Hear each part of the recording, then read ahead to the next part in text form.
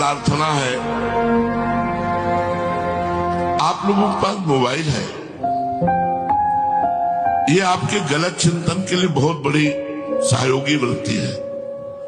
प्रार्थना है, आप मोबाइल से संसार मत देखिए। यदि आपको शांति चाहिए, यदि आप भगवान के मार्ग में चलना चाहते हैं, भगवत भजन करना चाहते हैं, सीरियल देखना झूठा, क्या सीरियल में, झूठे में झूठा, असत संसार में झूठा। आप सीरियल देखते हैं, आप कामोत्तेजक चित्र देखते हैं, कामोत्तेजक प्रसंग देखते हैं, क्या होगा?